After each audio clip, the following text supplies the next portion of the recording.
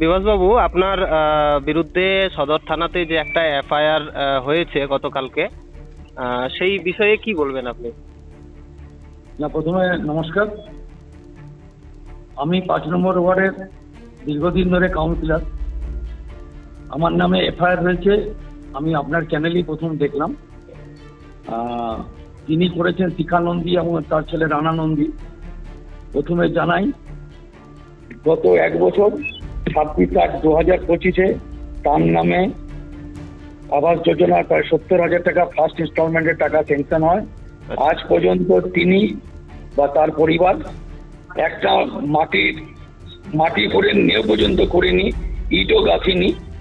তো যখন শুনতে পেল এসডিও সাহেবের দ্বারা যে নোটিশ হচ্ছে এবং টাকার কি হয়েছে খবর নিচ্ছে, কেন বাড়ি হলো না, তখন আজকে উদ্দেশ্য প্রণোদিতভাবে আমাকে কালিমালিপ্ত করার জন্যে আজকে এফআইআর করলো এবং আমি নাকি কাটমানি চেয়েছি এবং হুমকি দিচ্ছি।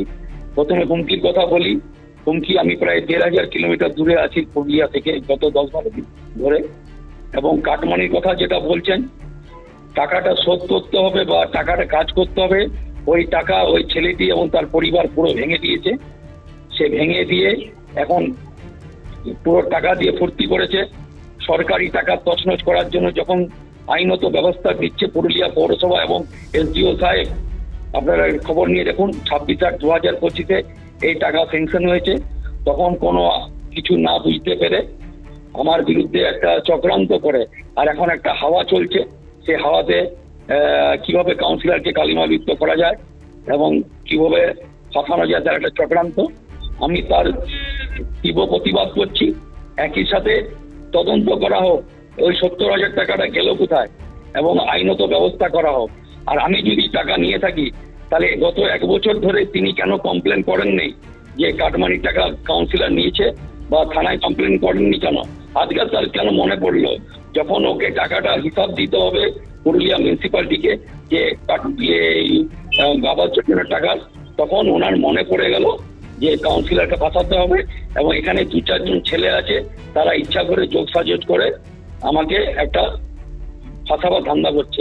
তো আমি তার জন্য প্রস্তুত আছি। আইনের ঊর্ধ্বে কেউ নয়, আমি মহামান্য আদালতে যদি পর্যন্ত যেতে হয় আমি যাব এবং তদন্ত করা হোক যে এই টাকাটা সত্যি আমাকে দিয়েছিল কিনা, না নিজেরা টাকাটা আত্মসাৎ করলো। এটা তদন্ত আমি দাবি করছি আপনার চ্যানেলের মাধ্যমে ধরে। আর আমার প্রতি যেভাবে কালিমালিপ্ত করা হলো সোশ্যাল মিডিয়ায়, তার ব্যবস্থা আমি আছি বাইরে, মেসেনি তার ব্যবস্থা আমি করছি। এটা কি মনে হচ্ছে, এটা কি রাজনৈতিক উদ্দেশ্য প্রণোদিত? এটা রাজনৈতিক উদ্দেশ্য প্রণোদিত ভাবে, এবং আমার প্রতি এখানে 2-4 জন ছেলে এগুলো করে বেড়াচ্ছে এবং তাদের কি বায়োডাটা, তারা লোকের কাছে টাকা ধার করে তাদের এখানে ওখানে সংসার চলে। একজন যিনি করেছেন তার পরিবারের লোক তো বোম্বে চলে গেছে, তাদের নামে একটু তদন্ত করা উচিত যে পরিবারটা কেমন। আর তারা বলছে বিবাহ পত্র নাকি এবং 30,000 টাকা নিয়েছে। এতগুলো ঘর করেছি, প্রায় 300-350 5 নম্বর ওয়ার্ডে গত এই আবাস যোজনার টাকা কাজ হয়েছে। কেউ আজ পর্যন্ত কোনো ব্লেম দিল না। হঠাৎ করে মনে পড়ে গেল বিভাস দাসকে ফাঁসাতে হবে। বিভাস দাসকে তো কোনো মতে ফাঁসাতে পারছে না। এটা একটা প্রক্রিয়া, ফাঁসিয়ে কিভাবে হেনস্থা করবো, আমি রেডি আছি মোকাবিলা তৈরি করার জন্য। ওকে, ধন্যবাদ দাদা। আপনারা দেখছেন রূপসী বাংলা মিডিয়া। এখন একটা ছোট্ট বিরতি, ফিরে আসছি বিরতির পর। পুরুলিয়ায় পাত্রপাত্রী যোগাযোগের একমাত্র বিশ্বস্ত প্রতিষ্ঠান বিবাহ পরিচয়। আপনার মনের মতো জীবনসঙ্গী খুঁজতে পাশে রয়েছে বিবাহ পরিচয়। তাই আর দেরি না করে আজই যোগাযোগ করুন বিবাহ পরিচয়।